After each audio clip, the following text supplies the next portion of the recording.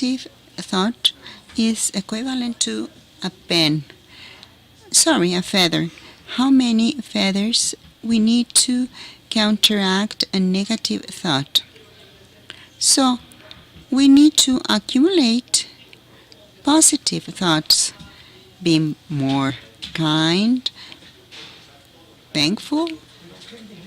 We need to thank everything we have, being kind to your colleagues, all those persons that surround you. So we need to focus on the present, because if we do not focus, it's going to be really disappointing. Now, negative thoughts, we need to limit them. Limit time when you watch the news. This is outside your control. You cannot do much to change things, to get more help. There are other situations targeted to improve things. But in this case, you cannot do anything. And we need to recall something which is important. Past can be negative, and the future is uncertain. So we need to limit negative thoughts. For example, what happens if we are walking in the country and we see a cave and we hear some noises? Pessimists would say, do not get in, I don't know what's inside. And you have negative thoughts producing stress and limits. A negative thought limits you. But optimists are curious, so let's see what's inside. So there are some positive emotions, and you say, yes, let's go inside.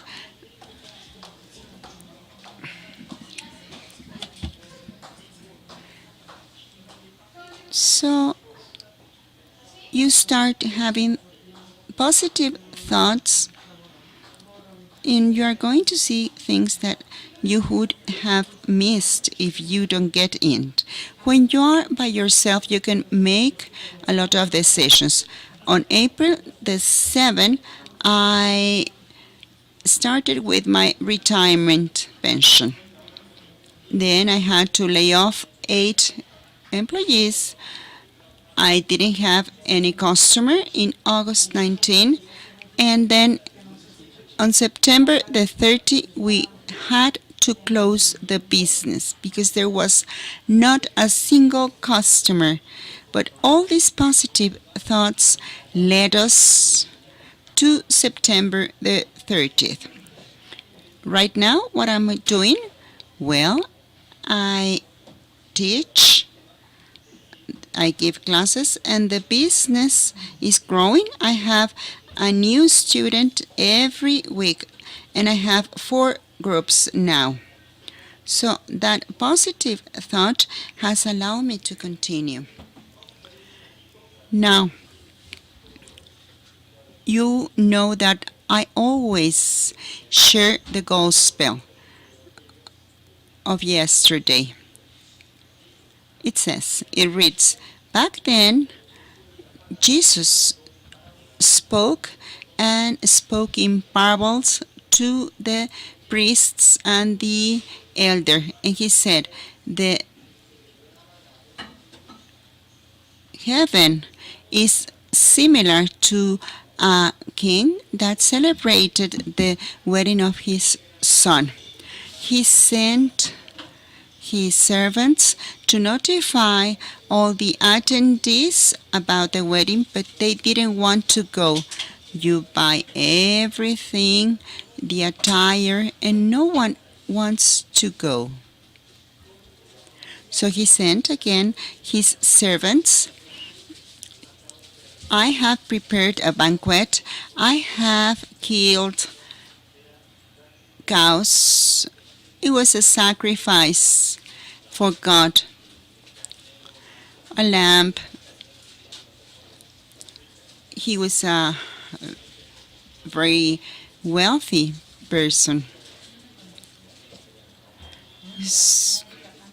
And he also had some cows, and everything is ready. Come to the wedding.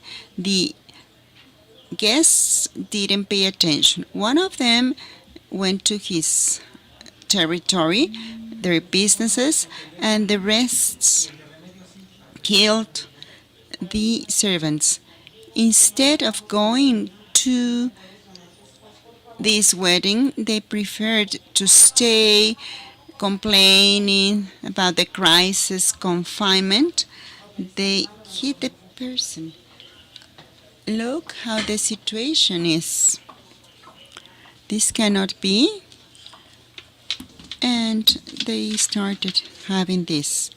And then the king got mad. He sent his army to finish with the assassins and set in fire the city. Then he told his servants, the wedding is ready, but the guests didn't deserve this. They didn't deserve to come. They wanted to work, complain, and everything. And now, on the crossroads, I invited everybody to the wedding. Bring them. Let's take advantage of this wedding. My son is getting married. And then he invited all of them. And he started the banquet. As you may imagine, all the people were traveling. They were not prepared for the wedding. So the banquet was filled with all the guests. When the king entered, saw somebody that didn't have that holiday attire. The rest were prepared, but some of them were just found on their way to go to the wedding. So what happens is that back then they were walking on the desert with their feet. And this is what they did. So the host had nightgowns for all the guests. So what he washed their feet, and they were giving the nightgown so they can wear clean clothes, and in this way they were able to go to the party. So okay, friend, how you got here without a nightgown? So who allowed you to come here? Don't you see this is a party? I'm giving you food, and why you didn't try it on? So the other one kept quiet. He was petrified completely. Obviously, the guy got into the party. He was not interested at all in being in the wedding. He just wanted to have a meal for free, and that's it. So the king told the waitress, okay, tied it up in his feet and throw him outside. So he was like crying, he was starving, in the middle of the desert, because many are the called ones and very few the chosen ones.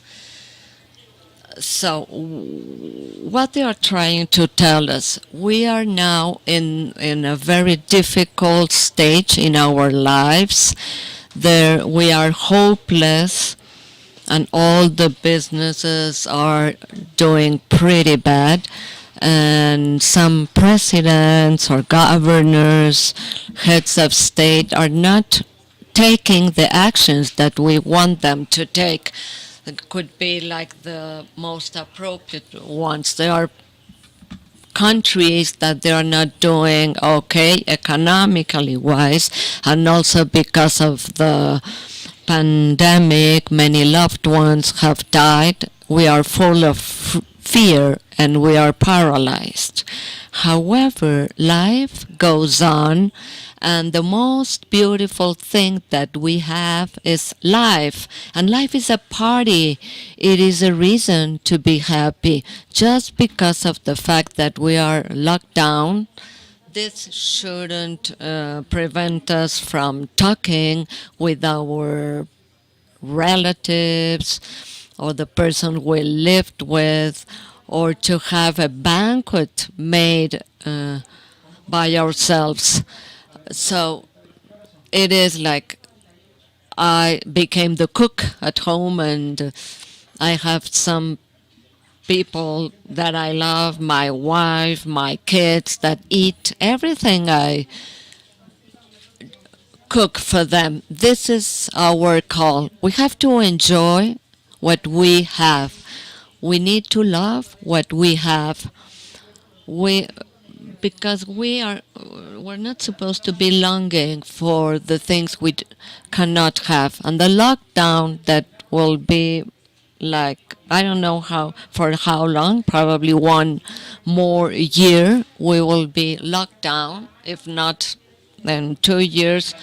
This is going to be a normal thing. We will be vaccinated, but as of now, we will be locked down, and our business will be suffering. And a year from now, we're going to be doing pretty bad. That's true. However, the attitude that we need to have is optimistic or positive. Okay, these are the conclusions, and they are very streamlined. Let's remember that the fear paralyzes. When we are threatened, the first thing we do, it is like to keep calm, not moving, and we saw this with the animals. If we approach a bird, and if it's a bird, it flies, but if it's a lizard, it will stay there. Okay, and some animals mimetized with the environment, and the same thing happens to us. So if we stay home without doing anything, it's because the fear paralyzed us. The third one, don't worry. Do the things that you can solve. Don't worry about those things that you cannot solve. Remember that there are two kind of problems, the ones that can be solved and the ones that cannot. And the ones that you cannot solve are not our problems. And the ones that I can solve, let's pay attention to them, and let's do something about it. We have to be occupied. We have to go on. Please occupy yourself. Okay, the renew ourselves or die. It's curious when I think about this. My company gave computing classes. We brought computers and professors to schools. Obviously, schools are closed, so none of them wanted to hire me for this school year. And what happened? So I had to close my business. And I thought about renewing myself. So I had another business that mathematics support through a virtual platform that allowed the students enter the same degree they were at school, and we just gave them arithmetic according to the level they were. So this has to continue. I told myself. So this is the product designed for the pandemic.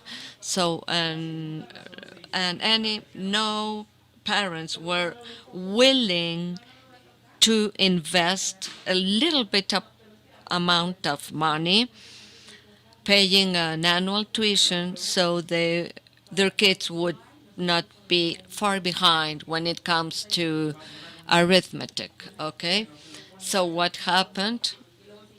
So I have been giving classes for 15 years in person, but when the pandemic started, well, we now I have 30 students, and okay, everything is virtual. I'm doing everything virtually, and thank God, two businesses died, but one is still alive. What can we do to burn the boats? When I knew that I was not going to be hired to give classes, so I sold the used computers, and it took me 15 days to sell 90 computers. Computers that were 8 or 9 years old, much more expensive than the new ones, but I was able to sell them. Okay, the business was down, was bankrupt. There's no sense to keep the things because, and it entails a cost. As accountants, you know that it costs a lot of money when we store assets. So I think that this will last, if not 1 year, 2 years. So we need to plan for the future. What I'm doing right now, okay, we are going to have our virtual classes. I will no longer have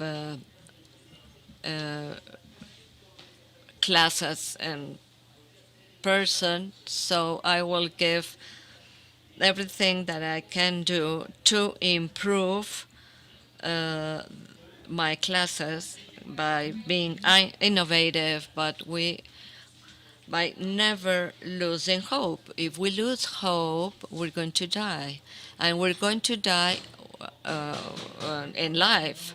It is not that we're going to be starving and we will die. No, we will be death in life. We will be grumpy, and then we will be that kind of people that see everything bad. We are going to be pessimistic. No, we will be grumpy, and we don't want to be like that. Let's not lose our hope, but in order to have hope, we need to set small goals, and as we reach them, we need to be very happy, and above all, to be aware of the bad news and that are hopeless, because these are my conclusions. I don't know if you have any questions. I am here to answer them. Thank you very much, Mr. Araiza. I want to congratulate you for your talk. Thank you. I would like to ask the members of the firm if they have a questions. We do have time. And congratulations, because you didn't give me the option of making you stop this. Please, thank you for not having your mics on. Do you have any questions? We are still on time. Okay, we do not have any questions. Thank you very much for your presentation. It's been really interesting. And how it is like it is very well related to the times we're going through. Thank you, Hugo. Thank you, Cesar. If you have any questions, okay, Carlos, do you have any questions? We have one question in the chat, and the question is about an accountant, Opa.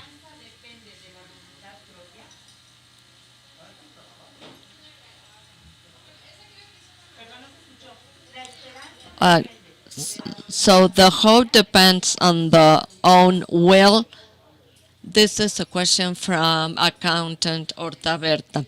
Yes, hope is born during the moments of crisis. So you can see everything bad, or also you can look for the good things. Those are the the hopeful things. If we are in our house, what I have done to be like more hopeful, my dining room has like some doors, sliding doors that from where we can see the garden. So every day I open those sliding doors. So it depends on me, of my attitude. It doesn't cost you a lot of trouble when opening those lights. We see the birds going, flying and back and forth. This is hopeful. And then every day my kid plays with the dog, with the ball, back and forth. So we do this kind of things because we want. You choose. How would I want to be? Hopeful or hopeless? Do you like? Do I prefer to be listening to catastrophic news, or more focus on the news that happen around us? So to overcome these times of crisis, this is our own decision. Like, it's our own decision if we go to a party and being in a bad mood without having a nice dress or a nice suit. So it depends on our own will. The ones that didn't go to the party stay at home mad. But this is about your own decision. Thank you very much. We have two more questions, Mr. Hugo.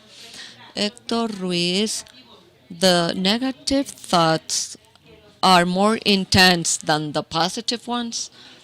Well, the problem is not the intensity. It is not that. It's because they stay longer in ourselves. A hopeless news, for example. We learned that a loved one was infected with COVID. And this thought, it took us like 5 seconds to hear about it, but in 5 seconds also my brother told me that he had a girl. So if I have a new niece, it's a much better news than the COVID one. Yes, because you don't want that to happen to me. I will not be able to have a girl, so I have to be very happy for that type of news. So that's why we need to move away from negative thoughts. We have to be like deaf.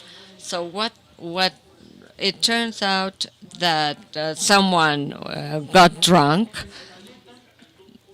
and we need to change that into a positive thought by avoiding go to a bar and prevent COVID to happen. So we have to do this to transform the negative thought into a positive thought.